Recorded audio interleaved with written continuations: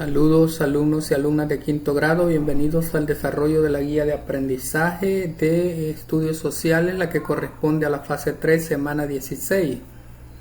Vamos a iniciar con la unidad 5, se llama la identidad de América Central a través de la realidad histórica.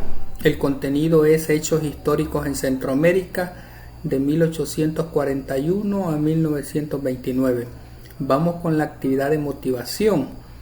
Analiza, interpreta y completa el esquema. Responde lo que se te solicita. Para ello lee nuevamente la guía de la semana 12, fase 3. Veamos los hechos históricos de Centroamérica de 1842 a 1929.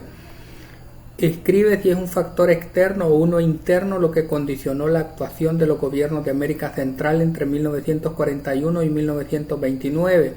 Por ejemplo, la presencia de extranjeros en América Central, la entrada de los intereses estadounidenses en el Istmo, la anexión de Panamá como parte de América del Sur, el surgimiento del caudillismo y la exportación de productos de la región como el café, el añil y la cochinilla.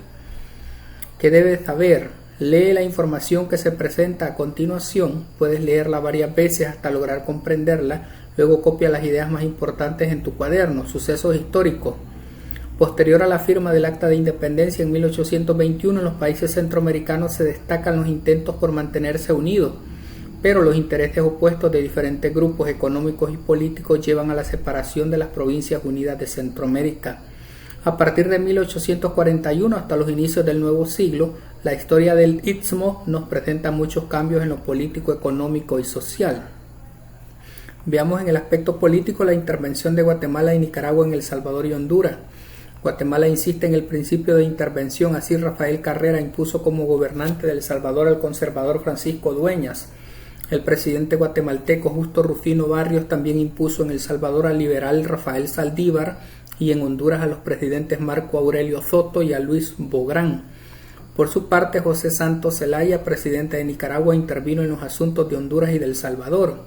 Se crean dos partidos irreconciliables, el Partido Liberal y el Partido Conservador. En 1886 se promulga en El Salvador una constitución liberal en la que se consagró el régimen de derechos o libertades individuales que se mantuvo vigente por más de 50 años. La invasión de William Walker, otro acontecimiento, fue la invasión del filibustero William Walker a Nicaragua en 1856, lo cual motivó la movilización de los ejércitos de Centroamérica para defender la soberanía y la integridad del Istmo centroamericano. En esta misma época, Guatemala es obligada a firmar un tratado de límites con Inglaterra en donde se reconoce la soberanía inglesa sobre Belice. Las reformas liberales. También suceden las grandes reformas liberales impulsadas por el gobierno de Francisco Morazán, entre ellas la libertad de culto y la separación del Estado y la Iglesia. También convirtió a los monasterios eclesiásticos en escuelas y prisiones modelo. Además, confiscó los bienes de la Iglesia Católica, emitió las leyes del matrimonio civil y el divorcio, abrió numerosas escuelas de primeras letras, mejorando así la enseñanza pública con maestros laicos, y fundó las primeras escuelas normales para la formación de maestros. Por otra parte, y en esta misma etapa histórica, se fundaron las universidades nacionales de Honduras y El Salvador. La consolidación de la burguesía. En Guatemala, El Salvador, Honduras, Nicaragua y Costa Rica se consolidó la burguesía terrateniente. Este grupo dominó poco a poco la economía, la política y la sociedad de los nuevos países centroamericanos. Lucha por el poder. A inicio del siglo XIX, Centroamérica aún se debatía en conflictos armados sangrientos debido a las ambiciones de poder y a la supervivencia del provincialismo caudillista que enfrentaba a los países en conflictos como los sucedidos en 1906 y 1907. El primero de estos conflictos ocurrió en la administración de Pedro José Escalón y Manuel Estrada Cabrera en El Salvador y Guatemala respectivamente. El 20 de julio de 1906, después de las sanguinarias batallas, se firma la paz. El segundo se dio en la administración del general Fernando Figueroa de El Salvador, del general Manuel Bonilla en Honduras y del general José Santos Zelaya en Nicaragua. Después de muchos intentos de pacificación, se firmó en Washington el 20 de diciembre de 1907 un pacto de paz y amistad que promovía la unidad y la federación de los antiguos estados centroamericanos.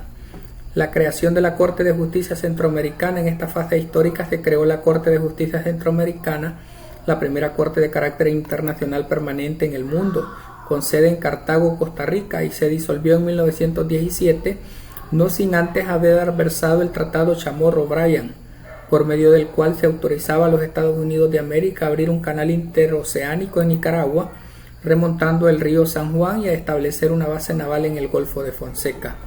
La doctrina Meléndez, contra dicho tratado surgió la doctrina Meléndez, que sostiene que el Golfo de Fonseca pertenece a El Salvador, Honduras y Nicaragua, y que ninguno de los países puede firmar tratados que afecten la soberanía sobre el mencionado golfo.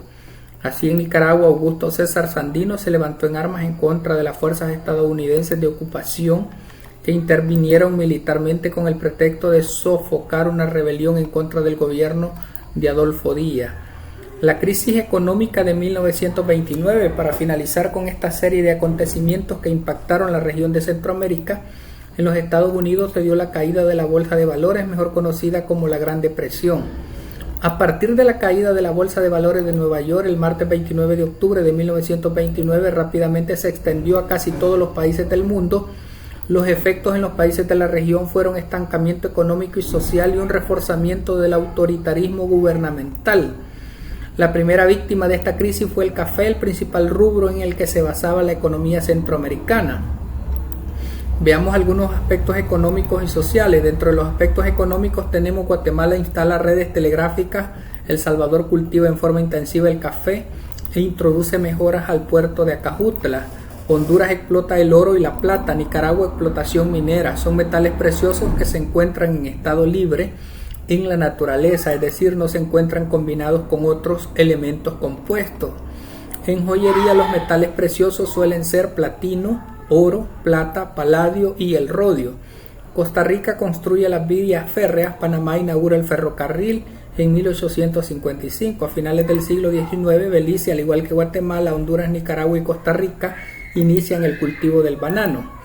Los aspectos sociales: en los países centroamericanos aumenta el desempleo, aparecen los sindicatos y surgen en la pirámide social las capas medias. Los ingresos de las capas medias provenían del comercio y de los empleos en el sector privado o gubernamental. A pesar de este cambio, la principal característica de la sociedad sigue siendo la enorme desigualdad entre la minoría terrateniente y la mayoría formada por campesinos, artesanos y obreros. Costa Rica es el único país que para esa época tiene estabilidad social. Para 1943, la clase trabajadora obtiene en forma constitucional las garantías sociales, y mucho antes, en 1920, se habría logrado conquistar la jornada laboral de 8 horas diarias. A partir de la lectura responde: ¿cuáles fueron las consecuencias de las reformas liberales?